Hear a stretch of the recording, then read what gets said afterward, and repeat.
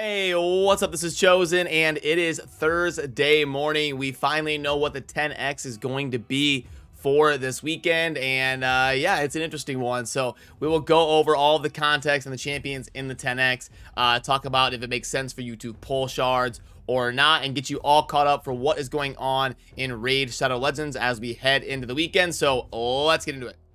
Alrighty, so first of all, as of right now, the 10X is not live. This is going to be launching tomorrow, so it'll be Friday through Sunday, and depending on where you live in the world, it will be different times. But yeah, the 10X for this weekend is going to be Gergo the Augur as the Void Legendary that's featured. Then we've got Shiramani, Samar Gemcursed, and Vizier as the non-Void Legendaries. And then the Epics, we've got Exemplar, Anax, Sachi, and Biren Jiri. So now let's go through each champion individually and talk about their role in the game.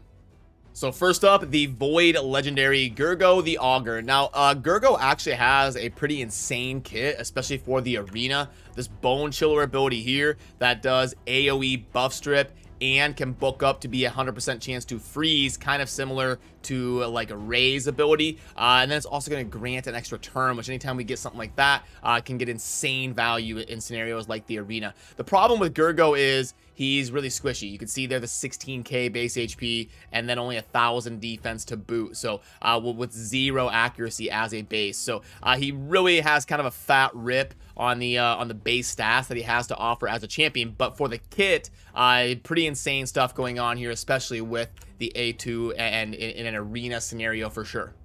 Then for the other non-Void Legos, Shiramani is a pretty solid support. We've got some freeze going on, the AoE freeze here with some turn meter and some heals, and she's got a little bit better base stats than someone like Gergo, but does not have the buff strip that goes along with Gergo. So yeah, there's nothing wrong with Shiramani. She just doesn't see a whole lot of play in general. She's mostly kind of a meh, she's alright legendary. Samar Gemcursed is a newer Lego. I believe he was released probably about 4 or 5 months ago and added to the game. Now, he was released, I believe, before we had access to test servers and stuff like that. So, unless I missed it or something, but I never really got an opportunity to test this guy as much as I want to. I've been meaning to do that and get that done soon here and get this guy tested and build him and play around with him. But the thing you need to know about Samar Gemcursed is he is emerging as one of those champions that can be S tier against the bomber Rhino Bommel, who is widely regarded as the toughest Doom Tower boss to ever kind of hit the game, and he's been released recently. So that's really the role that Samar is carving out in the Raid universe.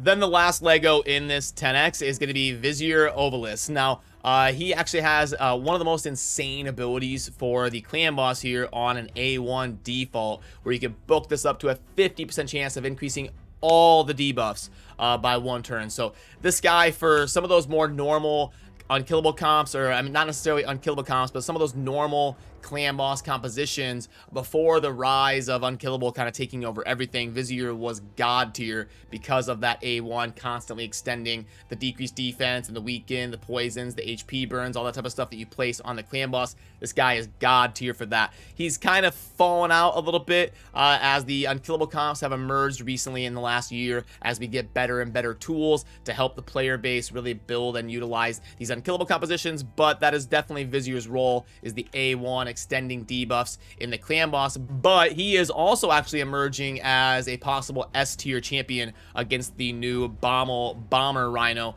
because of the extend that he does. So what happens is the guy gets an extra turn. So if you don't extend things, the debuffs are going to fall off, and you can use Vizier as a debuff extender to kind of fill that role in a team. Like if you place the decreased accuracy and you need these things to stay on the champion, or on the boss, sorry, when he gets that extra turn, the extend will make that debuff stay long enough for your rotation to kind of kick in and keep going. So Vizier is emerging to have a more possible value because of the release of Bommel. Then for the epics, the Void epic in this 10X is going to be Exemplar, and unfortunately not a whole lot to say. Exemplar does not really see a whole lot of play, and she is definitely a below average Void epic.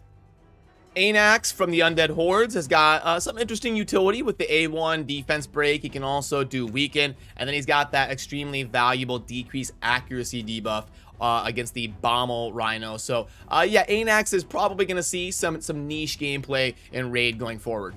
Sashi is a very new champion for the Shadowkin faction, obviously, and they definitely changed her stance recently within the last week or two. She used to be kind of standing there twirling her weapon, I believe.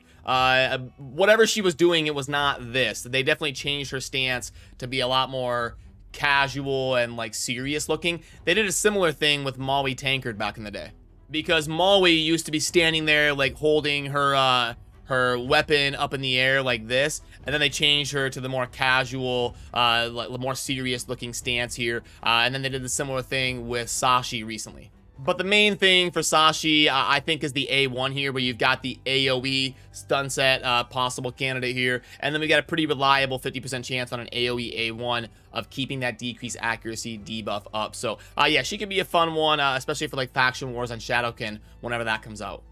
And then Biren Jiri has really been in the spotlight the last 10 days or so in the Raid community. I do have a dedicated video going over my testing with him and playing around with him in the Doom Tower, and I did use him to solo the Bommel, the Rhino Bomber. I used him to solo the level 50 on hard version of that boss.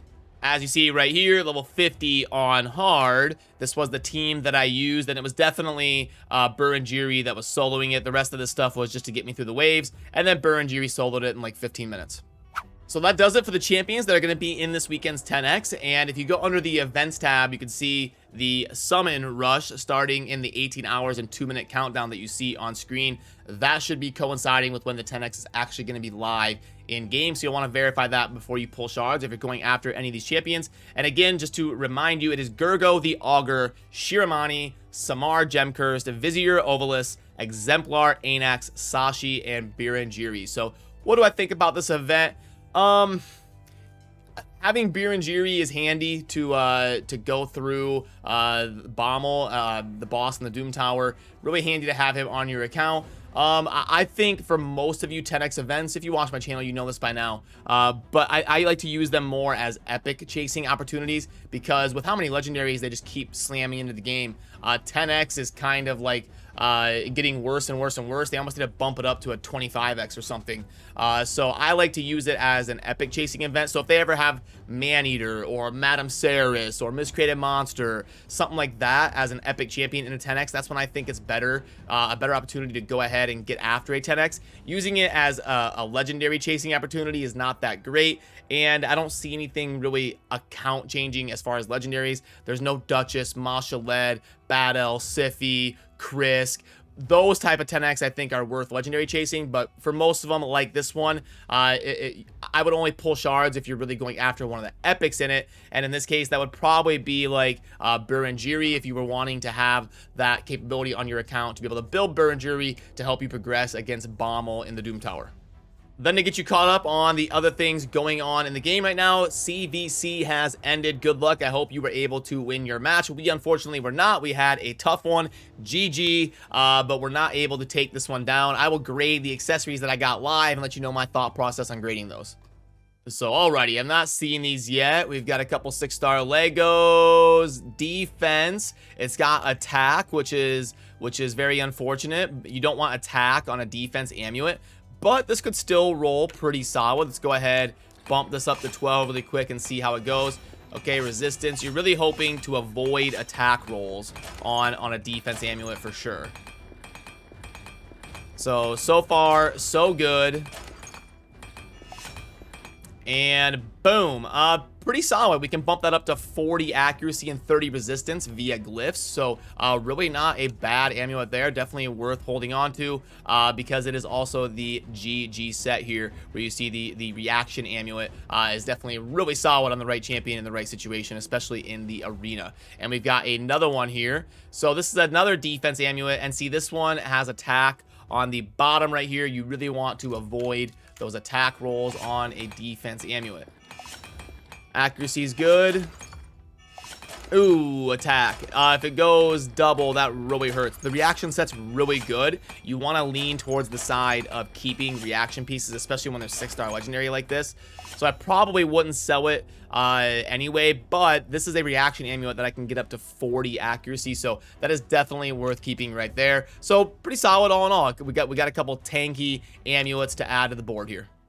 So that means the next CVC will be launching about 12 days from now on September 21st. So you can plan accordingly. There will be a week off next week. And then after that, on the 21st is when the next clan vs. clan tournament should take place. As far as the other tournaments in the game, we have got a champion training going on for the next couple days. 4,200 is going to be tough to get to, but it's something you want to do to keep pace with the Rorik fusion that is going on. And if you want to see the planner for that, I will pull that up really quick. On the bottom right, you can see there is 120 fragments available in total that you will need if you want to be able to fuse this guy. And then if you're able to finish in the top 2 of tournaments, there will be another 40 up for grabs. So you can miss fragments here and there, but you probably want to save yourself some room for missing fragments on some of the summoning type stuff, like the champion chase right here, and then the summon rush up there. Those are going to be the toughest, most expensive fragments to acquire typically. So definitely keep that in mind and scoop up whatever fragments you can outside of summoning events ideally.